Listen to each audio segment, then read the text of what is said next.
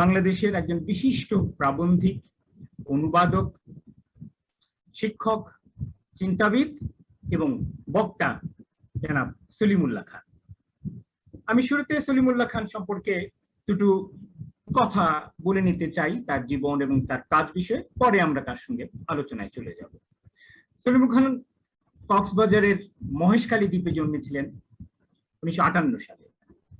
তার বিদ্যালয়ের পড়াশোনা চট্টগ্রাম শহরে এবং বিশ্ববিদ্যালয়ের পড়াশোনা ঢাকা বিশ্ববিদ্যালয়ের আইন বিভাগে। সেখান থেকে তিনি 80-তে স্নাতক এবং 81-তে স্নাতকোত্তর সনদ লাভ করেন। পেশা জীবন শুরু হয় শিক্ষক হিসেবে 83 সনে রাজশাহী বিশ্ববিদ্যালয়ের আইন বিভাগের শিক্ষক হিসেবে। কিন্তু তার পরের বছরই তিনি চলে আসেন ঢাকা বিশ্ববিদ্যালয়ের ব্যবসা প্রশাসন ইনস্টিটিউটে শিক্ষক হিসেবে যোগ দিতে, এবং তার বছর দুখানেক বাদেই 86 সনে তিনি কমনওয়েলথ বৃত্তি নিয়ে যুক্তরাষ্ট্রে চলে যান উচ্চতর শিক্ষা, এবং সেটি তিনি মূলত অর্থনীতি প্রাসঙ্গিক বিষয়েই করেন। নিউ ইয়র্ক শহরে বিখ্যাত বামপন্থী প্রগতিশীল বিশ্ববিদ্যালয় নিউ স্কুল ফর সোশ্যাল রিসার্চে, এবং 2000 সনে তিনি ইংল্যান্ডের কেন্দ্রীয় ব্যাংকিং ব্যবস্থা বিষয়ে গবেষণা করে তার সনদ উপস্থাপন করেন, পিএইচডির অভিসন্দর্ভখানি। ফিরে আসেন তার পরপরই দেশে এসে প্রথমে যোগ দেন ইস্ট ওয়েস্ট বিশ্ববিদ্যালয়ে অর্থনীতি বিভাগে, আবার তার পরের বছরে তিনি চলে যান একটি ভিজিটিং ফেলো নিয়ে যুক্তরাজ্যে, সেখানকার বিখ্যাত ইউনিভার্সিটি অফ লন্ডনের School of Oriental and African Studies একজন ভিজিটিং ফেলো হিসেবে। আর তার পরের বছর তিনি যান সুইডেনে, সেখানকার ওরিয়েন্টালিস্ট ইনস্টিটিউটে যোগ দিতেন।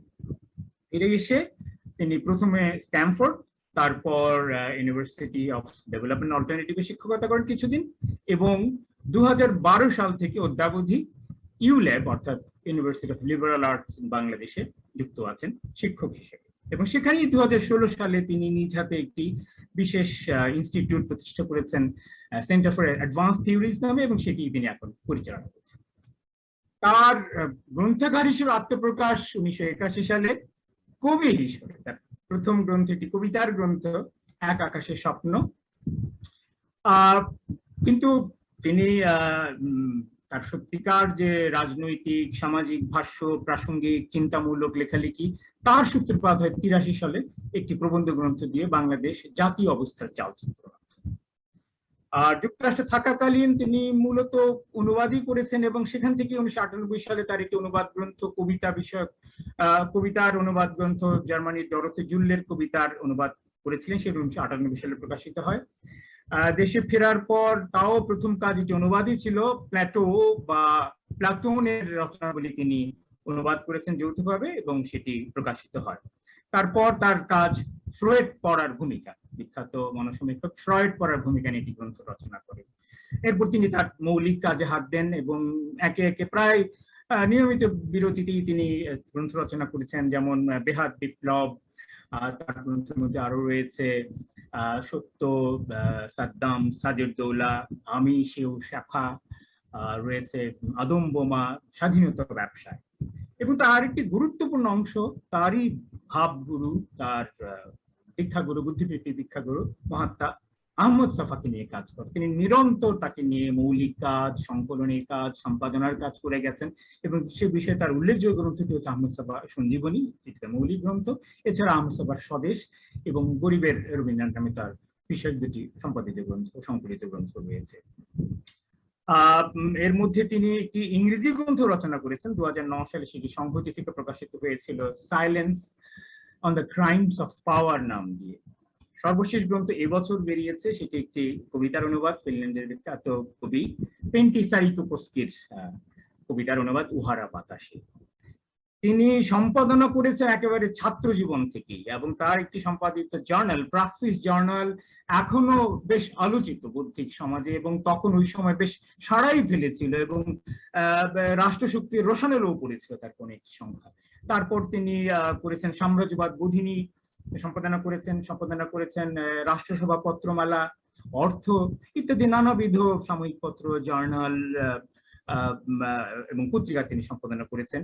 এই মুহূর্তে সম্পাদনা করছেন তার প্রতিষ্ঠানের ইউল্যাবের যে বিভাগ থেকে যেটি প্রকাশিত হয়, অ্যাপোস্ট্রোফ নামে একটি প্রাতিষ্ঠানিক জার্নাল। তো আজকে আমরা এমন একজন বর্ণাঢ্য বহুমাত্রিক চিন্তাবিদ এবং সৃজনশীল মানুষের সঙ্গে কথা বলবো, মূলত তার জীবন, তার সাহিত্য ভাবনা, তার সাহিত্য চিন্তা এবং সামগ্রিকভাবে তার বৌদ্ধিক জীবন নিয়ে। আমি শুরুতেই বিস্তারের পক্ষ থেকে আন্তরিকভাবে ধন্যবাদ এবং কৃতজ্ঞতা জ্ঞাপন করছি জনাব সলিমুল্লাহ খানকে, তার এত ব্যস্ততার মধ্যেও আমাদেরকে সময় দেওয়ার জন্য, এবং সবার হয়ে আমি তাকে আনুষ্ঠানিক বরণ করে নিচ্ছি আমাদের এই আজকের আন্তর্জাল মঞ্চে। জনাব সলিমুল্লাহ খান। ধন্যবাদ আলম খোরশেদ। বহুদিন পরে আপনার সাথে দেখা হলো অনলাইনে, বোধহয় অনলাইনে প্রথম দেখা, কিন্তু আমরা তো একসাথেই ছিলাম মার্কিন যুক্তরাষ্ট্রে বহু বছর, কাজে অনেক স্মৃতির কথাও মনে পড়ে। আপনি যেভাবে আয়োজন করেছেন তাতে আমি জানি না আমরা কতটুকু কথা বলতে পারবো। আমার মনে হয় আপনার প্রশ্নগুলি শুরু করার আগে আমি, আমার কথা শোনা পরিষ্কার যাচ্ছে কি স্যার? শব্দ পৌঁছচ্ছে তো? আমি টেস্ট করছি। হ্যাঁ, তো বলে মানুষ মাত্রেরই ভুল হয়, আপনারও একটা অধিকার আছে কিছু ভুল করার। সামান্য ভুল আপনিও করেছেন, সেটা হচ্ছে আমার পাশ করা নিয়ে। ঢাকা বিশ্ববিদ্যালয়ে আমি ভর্তি হয়েছিলাম 1976 সনে, এবং আপনি কাগজে কলমে যদি পাশের কথা বলেন, আমি 78 সনে পাশ করেছি।